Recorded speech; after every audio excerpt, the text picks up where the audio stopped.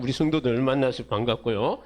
특별히 우리 박동화 성도님이 그동안 이렇게 다리를 다쳐서 못 나왔는데, 참 저는 이 계단을 어떻게 올라왔을까?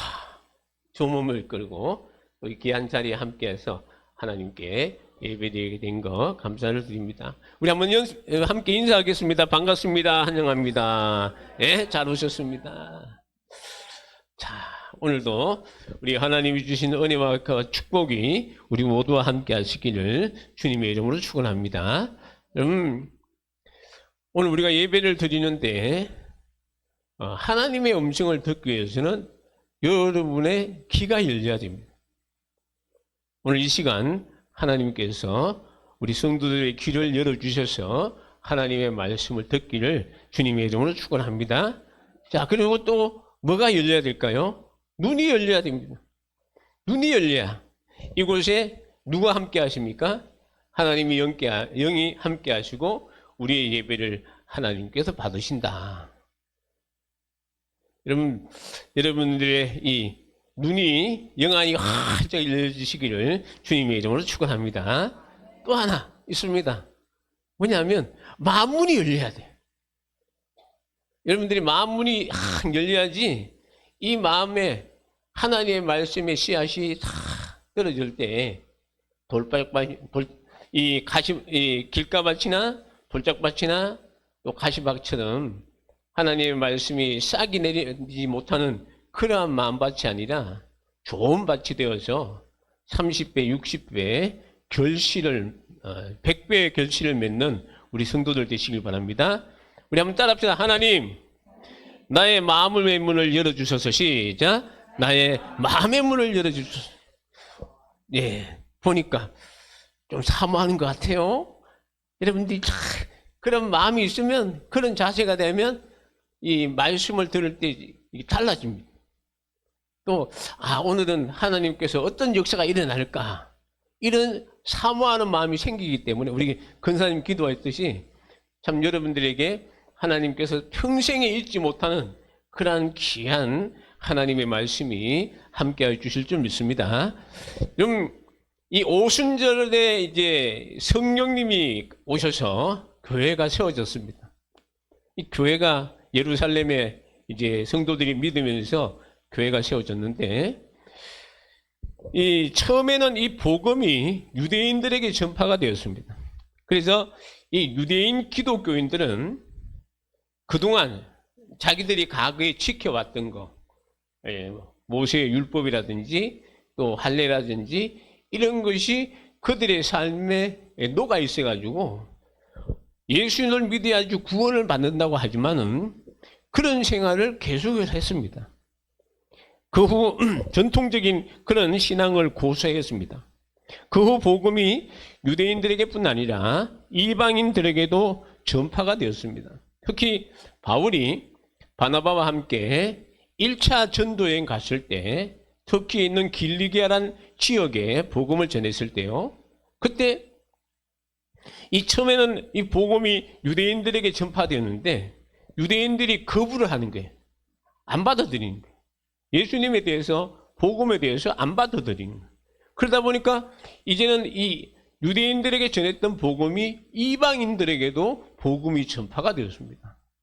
그래서 많은 이방인들이 예수를 믿으면 구원을 받는구나, 그리고 이 율법으로 구원받는 게 아니고 예수를 믿어야지 구원받는다 하는 이러한 참 복음을 통해서 많은 사람들이 구원을 받았어요. 그래서 이제 이 안디옥에 유대에서 온 여러 기독교인, 이제 유대인들 가운데 이 기독교인들이 안디옥에 와서 무엇을 전하는가 하면 모세의 율법대로, 이 사도행전 15장 1절에 보면 모세의 율법대로 할례를 받지 않으면 구원을 못 받는다는 거예요. 그러다 보니까 그동안 이 바울과 이 바나바가 안디옥에서 예수를 믿으면 우리가 이 율법을 지켜서 구원받는 게 아니고 예수를 믿으면 구원을 받는다, 이런 복음, 바울과 바나바가 전한 말씀과 전혀 다른 것입니다. 그래가지고 그 사람들이 이 안디옥에 와서 그렇게 전하다 보니까 안디옥에 있는 많은 사람들이 또 바울과 바와 다툼이 생겨가지고, 그러면 도저히 과연 이방인들은 이 율법을 안 지키고 할례를 안 받았으니까 과연 이들이 구원받는 데 있어서 할례 문제에 대해서 이제 예루살렘 교회의 사도들에게 그 질의를 했습니다. 한 문의를 해보자. 그래서 이제 어떤 유권 해석을 주느냐. 그래서 바나바와 이 바울을 비롯해서 몇몇 사람들이 이 예루살렘에 가서 사도들에게 이야기를 했습니다. 그동안 복음이 유대인들에게만 전파되었는데 이제 이방인들에게도 전파가 되는데, 이방인들에게 우리가 예수를 믿으면 구원을 받는데 율법을 지켜서 구원받지 않는다, 이런 말을 했더니 유대인들 가운데 이 기독교인들이 이것을 반발을 하는데 어떻게 하면 좋겠냐, 이방인들에게 어떤 식으로 이제 그 하나님의 말씀을 지키라 했으면 좋겠냐 하고 질의를 했더니, 예루살렘 교회 이 사도들이 회의를 한 가운데 이방인들에게 이 네 가지를 금할 것을 편지를 해서 알려주라고 했습니다. 그 네 가지가 뭐냐 하면, 우상에게 얽매인 거, 우상의 제물이라든지 이런 거, 그리고 또 하나는 목매어 죽인 거, 그리고 음행, 또 하나는 피는 우리가 이 모세오경에 보면 피를 먹지 말 하는 그런 얘기 있죠. 자, 이 네 가지는 금하라. 이방인들에게 그렇게 금할 것을 편지로 알려주라고 했습니다. 그래서 바울과 바나바를 비롯한 이제 갔다 온 사람들이, 예루살렘 교회 사도들이, 예수님의 제자들이 하는 말씀은 이 네 가지는 금하라 하는 그런 얘기를 했습니다 하고 편지를 가는 곳곳마다 읽어줬습니다. 그래서 당시에는 지금처럼 이 성경이 완성된 시대가 아니기 때문에 이 바울이나 전도자들이요, 복음을 전하러 가면 그곳에 한 곳에서 오랫동안 머물러서 이 예수 믿는 사람들을 가르치고 기도한 것이 아니고, 그 당시에는 예수 믿는다고 하면, 또 이제 바울과 예수를 전한다고 하면 그 지역에 있는 유대인들이 반발을 해가지고 한 곳에 오래 머물지 못하고 금방 다른 곳으로 옮겨 했습니다. 그러다 보니까 바울이나 바나바가 가서 복음을 전했을 때 그들이 예수를 믿으면 구원을 받고 이제 하나님의 자녀가 된다는 걸 알지만은 어떻게 살아가나 이거 모르는 거예요. 그러다 보니까 교인들이 유대인 가운데 기독교인들과 이방인 기독교인들 사이에 갈등이 일어나는 거예요. 또 교회 안에 성도들이 많다 보니까 뭐 믿음이 좋은 사람도 있고 약한 사람도 있으니까 교회 안에 여러 가지 갈등의 문제가 생겼어요. 그래가지고 바울이나 또 여러 이 지도자들, 야고보나 우리 성경에 나오는 야고보나 또 베드로나 사도 요한이나 그리고 유다라, 이런 사람들이 편지를 보내가지고 각 지역마다 그런 문제점이 있는 것에 대해서 편지를 보내면서 지도를 해줬어요. 이렇게 생활해야 됩니다. 예수 믿는 사람들은 구원받는 것으로 끝나는 것이 아니라 이런 생활을 해야 됩니다 하고 기록한 것이 뭐냐면 바울 서신과 다른 여러 서신들입니다. 오늘 읽은 우리가 이 고린도 전서는요, 바울이 이 고린도 교회에 보낸 첫 번째 편지로, 고린도 교회는 바울이 2차 전도 여행 때 헬라 지역, 지금의 이 그리스 지역에서 이 복음을, 이 선교 활동을 할 때 세운 교회가 고린도 교회입니다. 이 고린도는 이 항구로 당시의 교통과 상업의 중심으로 수많은 여행자들과 이 상인들의 필수 교통로였다고 합니다. 그러다 보니까 다양한 외부 문화에 개방적이어서 막 이 성적으로 문란한 그런 도시였다고 합니다. 그래서 그 당시에 이 어떤 사람을 향해서 저 사람은 고린도스럽다 이러면 성적으로 문란한 사람들을 부를 때 그렇게 이야기했다고 합니다. 그리고 그 당시에 그곳에는 12개의 신전이 있어서 아주 영적으로도 타락한 그런 도시이기도 합니다. 이런 곳에 바울이 1년 6개월 동안 머물며 그곳에 두란노란 서원을 세워서 고린도에 있는 교인들을 복음을 전하고 가르치기도 했습니다. 그 바울이 그것을, 자, 우리 한번 지도를 한번 볼게요. 여러분 보시면, 여기 보면 안디옥이라는 곳이 있죠? 여기 이제 그 굵은 선으로 되어 있는 이 파란 것은 1차 전도행입니다. 어디인가 하면 이제 바울이 구브로를 갔다가 여기서 아탈리아라는 곳으로 가가지고 또 비시디 안디옥, 또 여기 보면 이고니온이라는 곳이 있죠. 이곳에 갔다가 다시 돌아오는 게 1차 전도행이고, 2차 전도행은 바울이 이제 이 예루살렘에 가서 이방인 기독교인들에게 이 4가지를 지킬 것을 편지를 읽어주라고 해가지고 그 편지를 들고 간 게 2차 전도행입니다. 2차 전도행은 배를 타고 안 가고 여기 보면 점선이 있죠. 자, 타고 이제 이렇게 점선을 해가지고 여기 가서 복음을 전하고, 그리고 이제 이 위쪽에 있는 이쪽 이렇게 부르기아나 소아시아, 소아시아를 하거든요.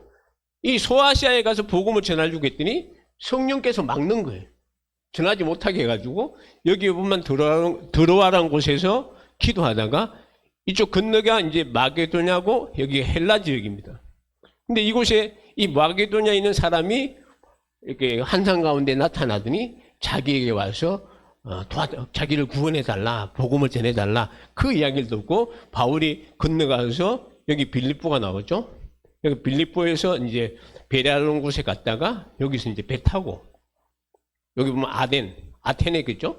아테네 갔다가 다시 이 고린도로 가서 고린도로 이제 여기 가서요.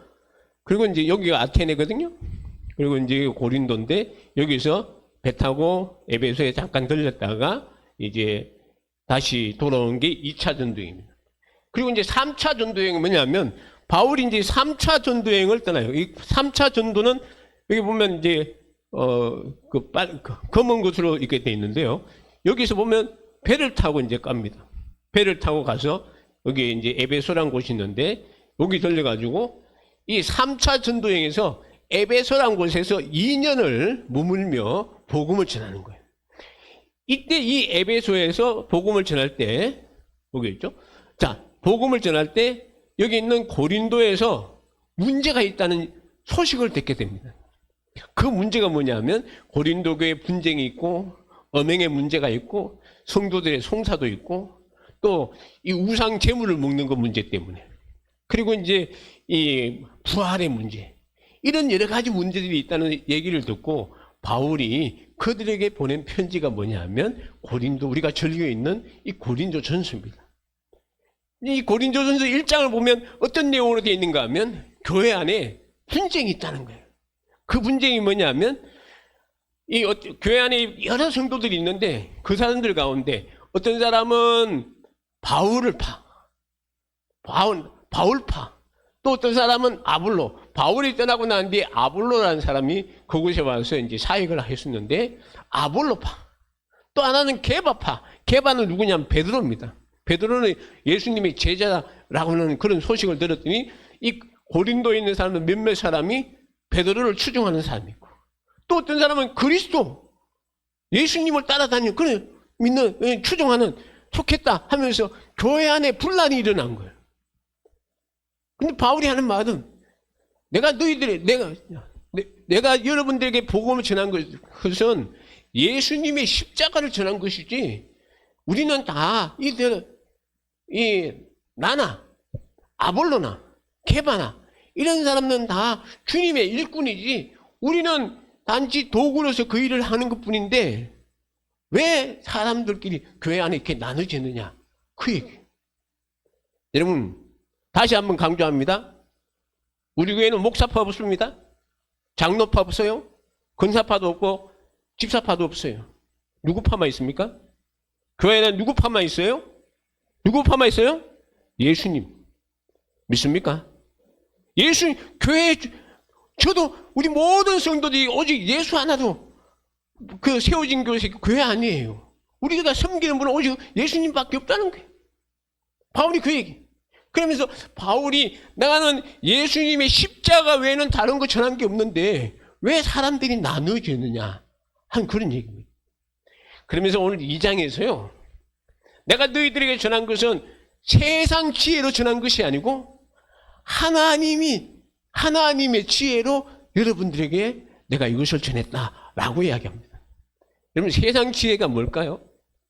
우리는 세상 지혜 하면 2000년 바울이 복음을 전하는 2000년 전의 모습을 생각해 보아야 됩니다. 여러분 이 지혜란 그 단어가 헬라에 보면 이 소피아란 단어입니다. 지혜가 소피아. 그리고 이제 철학이란 그 헬라어가 필로소피아란 단어예요.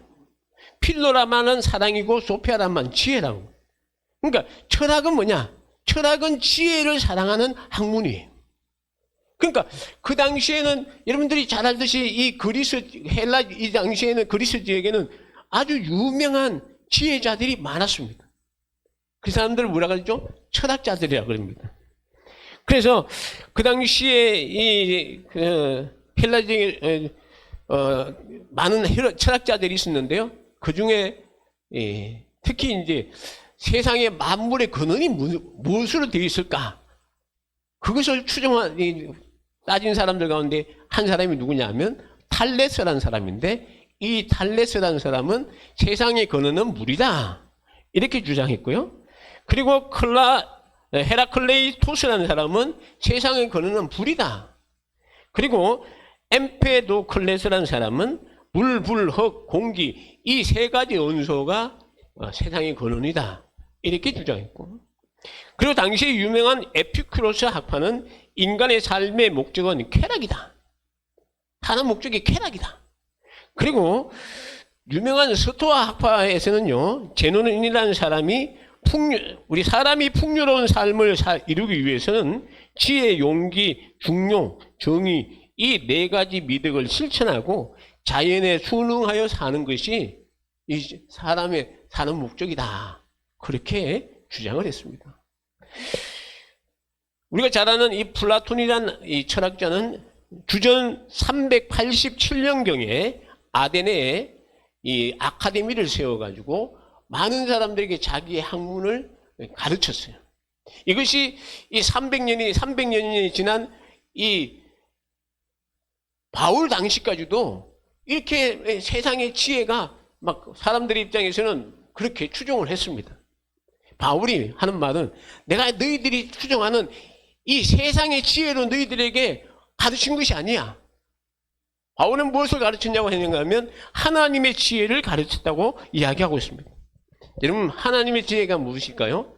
세상 사람들은 세상의 만물의 근원을 철학자들 가운데 물, 불, 그 당시에 흙, 공기라고 했습니다.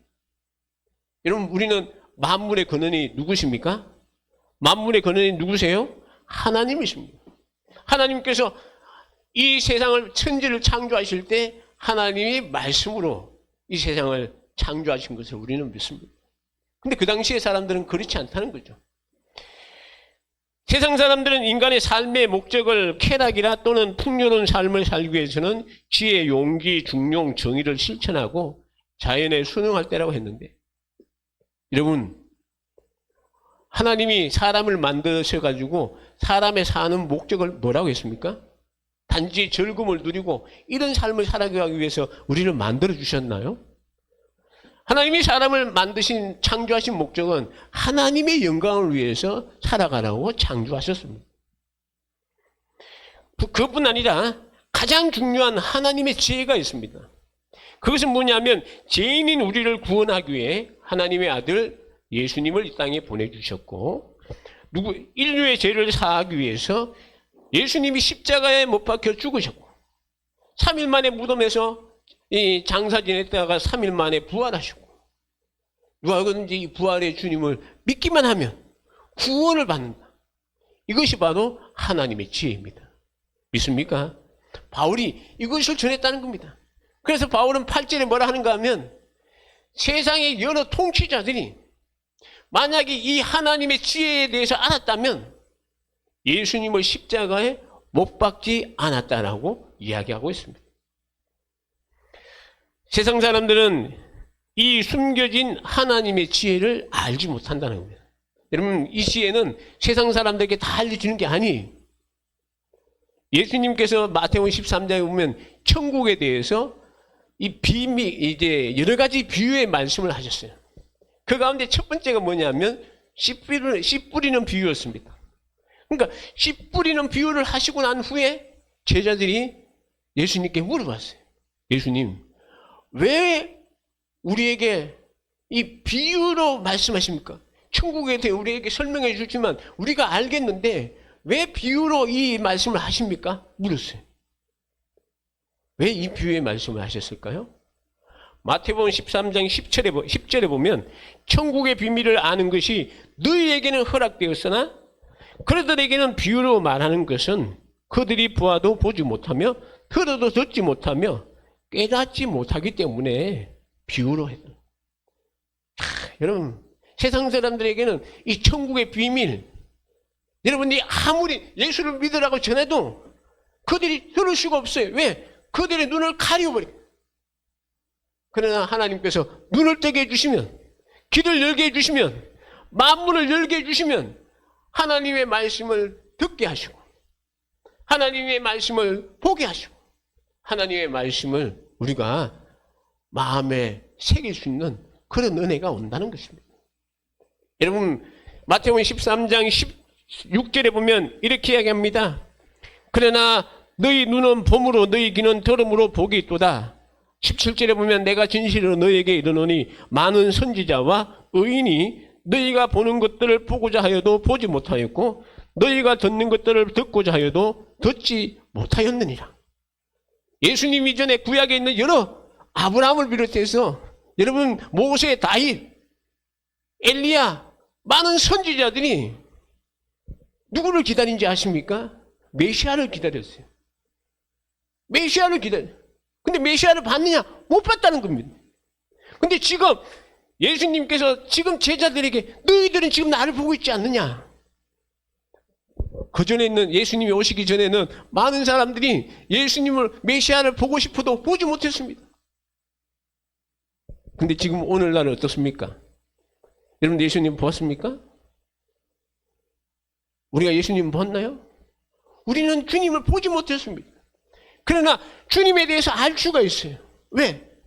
우리가 예수를 믿는 순간에 하나님께서 성령님을 보내주셔가지고 내 마음에 주님이 성령이 오셔서 우리가 이 성경 말씀을 읽을 때 이 말씀이 하나님의 말씀이고 할렐루야. 우리가 이 말씀 속에 예수님이 하신 말씀, 예수님이 여러 사역들을 보면서 저 예수님이 정말로 나의 구세주가 되는구나. 이것을 누구를 통해서 알게 되었다고요? 성령님을 통해서 알게 되었다는 겁니다. 바울이 10절에 그렇게 이야기하죠. 자, 우리 한번 10절 말씀을 같이 한번 볼까요? 10절입니다. 시작. 오직 10절입니다. 시작. 오직 하나님이 성령으로 이것을 우리에게 보이셨으니 성령은 모든 것, 곧 하나님의 깊은 것까지도 통달하시느니라. 성령이 오셔가지고 우리에게 보여주셨다는 겁니다. 바울이 지금 고린도 교인들, 문제 많은 그 교인들에게 여러분들에게 이것을 알고 믿게 해주신 것은 성령님이 하셨다는 것입니다. 성령이 오시면 예수님이 하신 말씀이 알게 되고 믿게 된다는 것입니다. 하나님께서 나를 향한 계획을 성령께서 가르쳐주시고 인도해 주신다는 겁니다. 고린도 교인들에게 이러한 성령을 통해서 너희가 영의 사람이 되었다는 거예요. 우리 한번 11절도 같이 한번 볼까요? 시작. 사람의 일을 사람 속에 있는 영 외에 누가 알리요? 이와 같이 하나님의 일도 하나님의 영 외에는 아무도 알지 못하느니라. 우리 13절까지 계속 읽겠습니다. 시작. 우리가 이 세상의 영을 받지 아니하고 오직 하나님으로부터 온 영을 받았으니 이는 우리로 하여금 하나님께서 우리에게 은혜로 주신 것들을 알게 하심이라.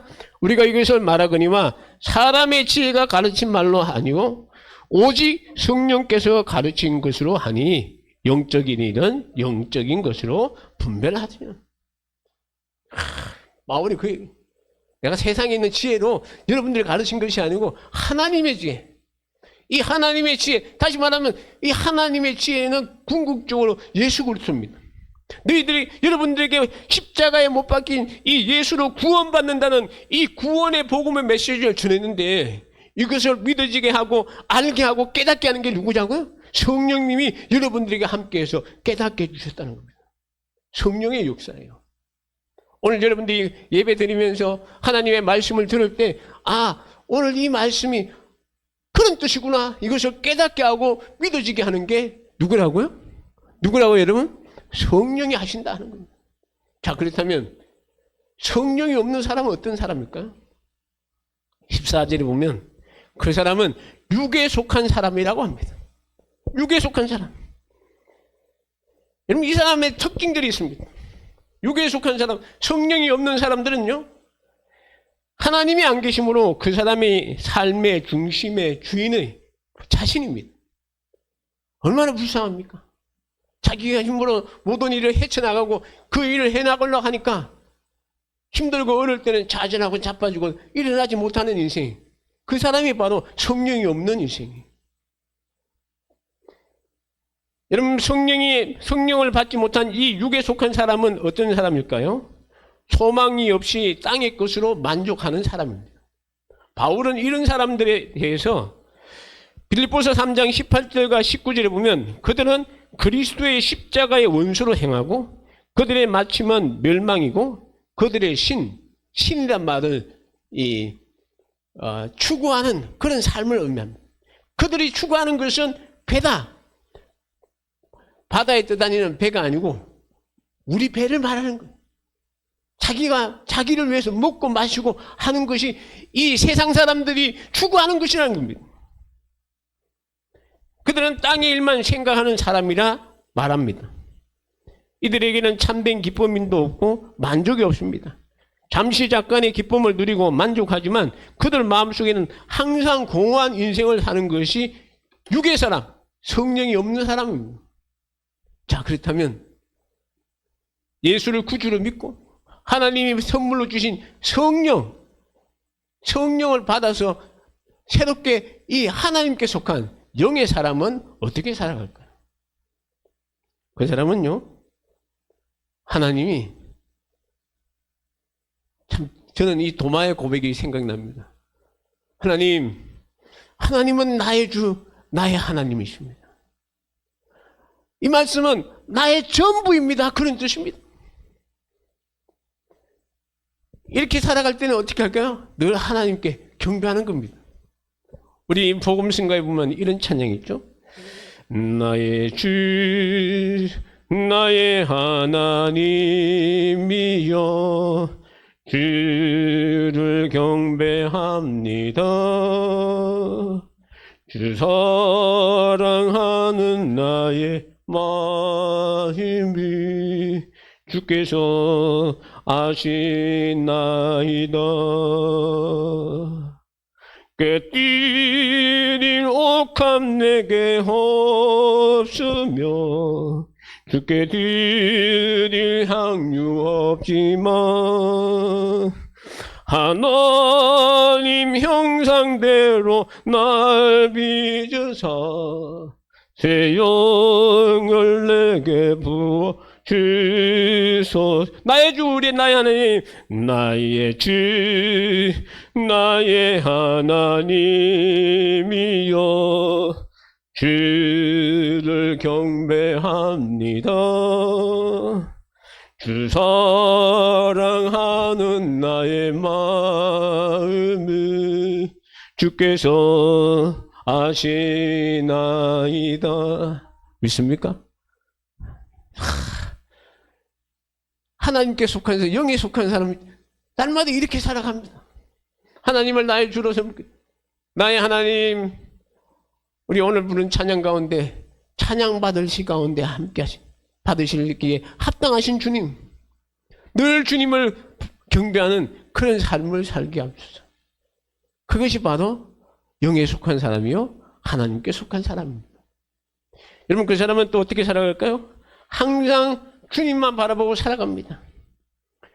여러분이 하나님을 기쁘시게 하는 믿음의 사람이 되기를 원하십니까? 그렇다면 히브리서 12장 2절의 말씀을 기억하십시오. 여러분 히브리서 12장 2절 무엇일까요? 우리 한번 따라할까요? 믿음, 우리 한번 같이 읽어볼까요? 시작. 믿음의 주요 또 온전하게 하시는 이 누구를 바라보자? 예수를 바라보자. 우리를 온전해주고 우리를 정말로 이 바르게 세워주시는 주님을 바라보며 살아가는 삶. 여러분, 그 사람이 바로 영에 속한 사람입니다. 우리가 잘 아는 찬송 있죠? 괴로울 때 주님의 얼굴 보라, 평화의 주님 바라보아라. 세상에서 시달린 친구들아, 위로의 주님 바라보. 우리 눈을 들어 다 함께 눈을 들어 주를 보라, 내 모든 염려 주께 맡겨라. 슬플 때에 주님의 얼굴 보라. 그 다음에 뭐죠? 네. 사랑의 주님이 어떻게 하신다고요? 안식 주고, 여러분들에게 힘을 주고, 여러분들에게 힘을 주고, 여러분들에게 위로를 주십니다. 주님 바라봐야 된다는 것이에요. 여러분, 주님을 우리의 믿음의 주여 온전케 해주는 주님을 바라볼 때 역사가 일어나는 거예요.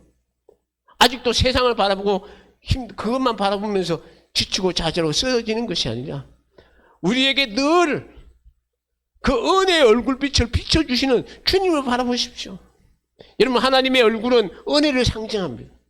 하나님께서 우리에게 늘 은혜의 얼굴을, 여러분, 은혜의 빛을 비춰주시는 거예요. 근데 그 빛을 누가 외면하느냐? 하나님이 외면하느냐? 하나님은 결코 외면하지 않습니다. 여러분들에게 비춰줍니다. 누가 못 받느냐? 나 자신이에요. 여러분들의 염려, 걱정이 가로막아가지고 주님을 바라볼 수 있는 그것이 그것을 막아버린 거예요. 오늘 주신 우리 찬양처럼 괴로울 때, 슬플 때, 주님 바라볼 때 주님께서 은혜의 빛을 주시고, 할렐루야. 그 은혜를 받을 때 여러분들의 그 문제들이 해결되는 거예요. 지금 당장 안 돼 보는 것 같이 보여도 끝내는 하나님이 해결해 주신다는 겁니다. 마지막으로 여러분, 참 이 하나님께 속한 사람, 영에 속한 사람은 어떻게 살아갈까요? 그 사람은요, 우리가 이 예수님께서 가이사랴 빌립보 지방에 가셔가지고 제자들에게 사람들이 나를 누구라 하느냐 했을 때 베드로가 주는 그리스도시요 살아계신 하나님의 아들이십니다. 그 고백을 했어요. 예수님이 그 고백을 받으시고 앞으로 일어날 일들에 대해서 내가 대제사장과 장로들에게 고난을 받고 십자가에 죽었다가 3일 만에 부활한다 하는 그런 말씀을 하셨어요. 그러고 난 뒤에 제자들에게 마가복음 8장 34절에 보면 너희가 나를 따라오르거든 어떻게 해요? 자기를 부인하고 자기 십자가를 지고 나를 따르라 그렇게 하셨어요. 자기를 부인한다는 말이 뭘까요? 나는 사라지고 내 앞에 가시는 분은 주님이십니다. 나는 사라지고 주님을 앞세우는 그런 삶을 살아간다는 것입니다. 믿습니까? 또 하나, 자기 십자가를 진다는 게, 여러분 십자가는 여러분들이 생각했을 때 아이고 주님 내게 십자가 있습니다, 무거운 짐이 있습니다, 그 짐 맡아주십시오. 여러분들 그게 십자가가 아니에요. 예수님이 십자가를 지신 것은 예수님이, 하나님께서 예수님이 주신 사명 감당하기 위해서 그 십자가를 주신 것이. 그러면 자기 십자가를 지고 나를 따르는 것은 하나님께서 우리에게 주신 사명을 그것을 가지고 주님을 따라오라 하는 그런 뜻이. 우리는 무거운 짐이 있으면 아이고 주여 나에게 있는 이 무거운 십자가를 주님이 맡아주죠. 십자가가 그게 아니에요. 여러분들이 가지고 있는 무거운 짐 그거 십자가 아니에요.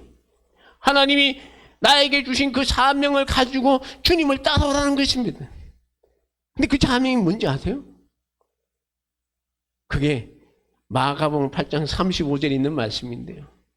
제가 이 말씀을 부여잡고 신학을 했습니다.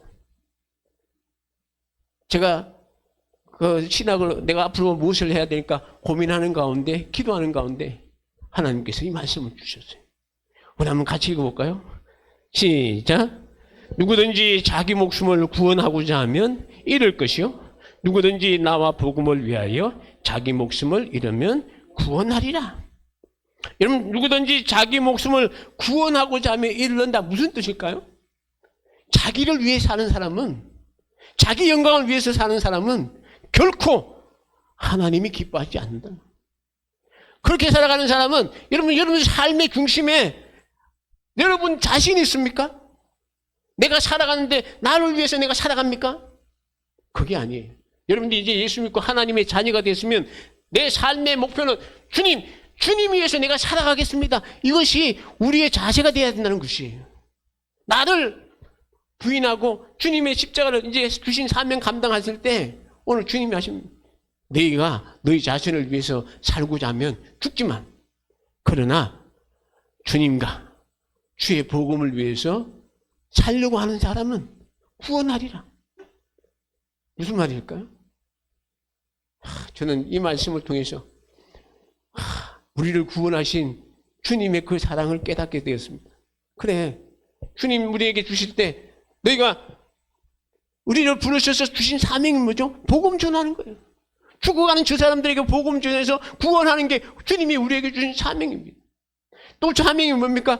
여러분들이 각자 맡은 일터에서 그 일들이 하나님께, 여러분들의 재능에 따라서 하나님이 달란트를 주신 것이에요.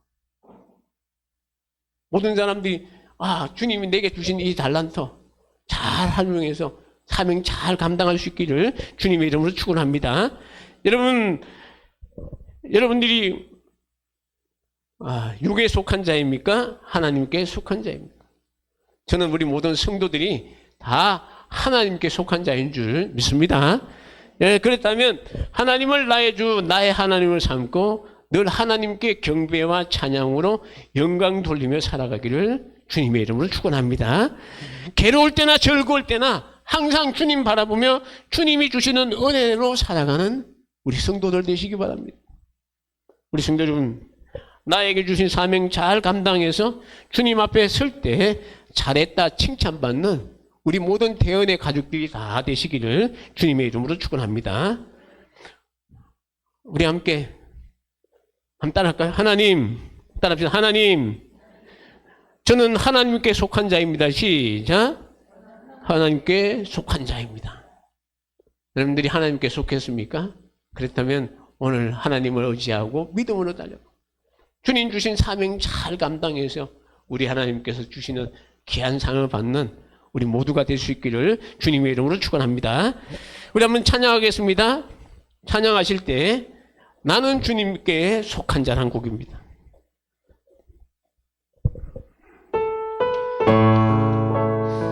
이 땅에 내 삶이 비록 버겁더라도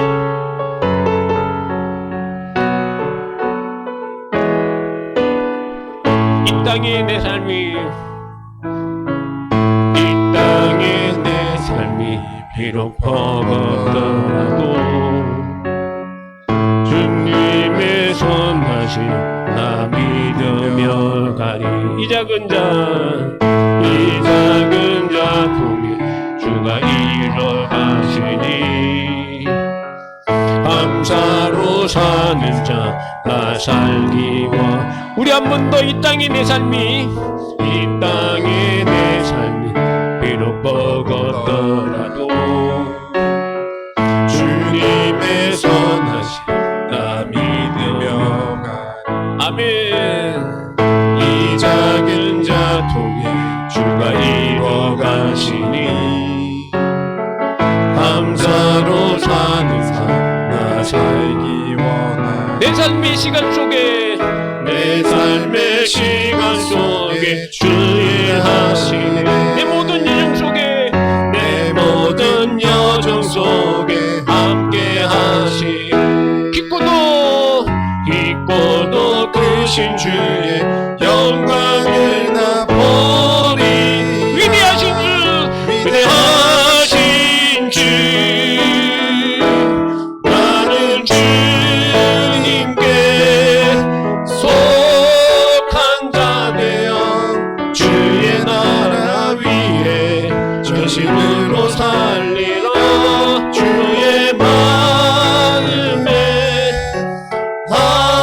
합한 자 되어 맡기신 소명이 내 삶의 시간 속에 주일하시네.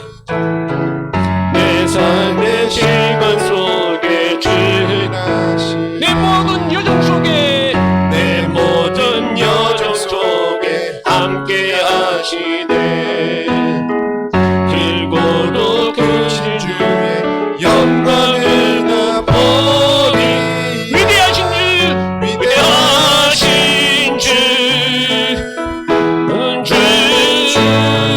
주님께 속한 자 되어 주의 나라 위해 전심으로 살리 주의 마음에 합한 자 되어 맡기신 소명 이루 나는 주님께 속한 자 한분답니다. 나는 주님께 속한 자 되어 주의 나라 위해 전심으로 살리라 주의 마음에 합한 자 되어 맡기신 소명 이루 우리 주여 외치며 함께 기도합니다. 하나님, 내가 주님의 마음에 합한 자 되어서 주님께 속한 자로서 주님을 찬양하며 주님께 영광 돌리며 주님이 주신 그 사명 감당하는 믿음의 사람이 되게 해달라고 우리 함께 주여 외치며 통성으로 기도하겠습니다. 주여! 은혜와 사랑이 많으신 우리 아버지 하나님 감사합니다. 하나님께서 우리들의 아버지 하나님 사랑해 주시고 축복해 주셔서 아버지 하나님 우리에게 귀한 이 말씀을 통해서 정말로 성령님을 통해 우리가 예수님이 누구인지를 깨닫게 하시고 우리가 정말 하나님의 속한 자로서 주께 속한 자로서 살아가게 하심을 감사합니다. 이제는 아버지 하나님 우리가 아버지 세상의 그 어떤 것으로 우리를 가로막았던 아버지 괴로움과 슬픔이 있다면 주여 이 시간 성령으로 역사해 주셔서 주님을 바라보게 하시고 아버지 주님을 의지하며 나갈 수 있는 그런 믿음의 사람들이 되기를 소원합니다. 하나님 아버지 오늘 이 시간 우리에게 주신 귀한 사명 아버지 주님 사명 감당할 수 있는 그런 믿음의 사람들이 되게 하여 주시옵소서. 주여 우리에게 은혜를 베풀어 주시옵소서. 네, 우리가 주님께 속한 자 되어서 주님이 주시는 귀한 사명 주님을 위해서 쓰임받는 그런 믿음의 사람들이 주여 되게 하여 주시옵소서. 주님 도와 주시옵소서. 예수님 이름으로 기도합니다. 은혜와 사랑이 많으신 우리 아버지 하나님 감사합니다. 영원히 죽을 수밖에 없는 이 죄인을 우리 주님 사랑해 주셔서 만세전에 택하여 주시고 하나님의 자녀 삼아 주시고 예수를 나의 구주로 영접할 수 있는 귀한 은혜 주셔서 우리에게 주신 성령님으로 말미암아 이제는 주의 말씀을 볼 때마다 하나님의 음성을 듣게 하시고 또 우리의 마음판에 주님의 말씀을 새겨서 믿음의 사람, 영의 사람으로 살아가게 하신 거 감사합니다. 하나님 아버지, 이 시간 기도 앞기는 우리의 삶이 정말 하나님께 속한 자가 되어서 주님이 우리에게 주신 귀한 사명 잘 감당해서 우리 주님 나라 우리가 주님 앞에 섰을 때 우리 모든 우리 대원의 가족들은 칭찬받는 그러한 귀한 성도들 다 되게 하여 주옵소서. 지금은 우리 구주 예수 그리스도의 은혜와 하나님 아버지의 무한하신 사랑하심과 성령님의 감화 감동 충만한 은혜가 하나님께 속한 자 되어 주님이 주신 정말로 귀한 사명 잘 감당해서 우리 하나님께 영광 돌리기를 다짐하는 우리 모든 성도들 머리 위에 이제부터 영원토록 함께 있을지어다. 아멘.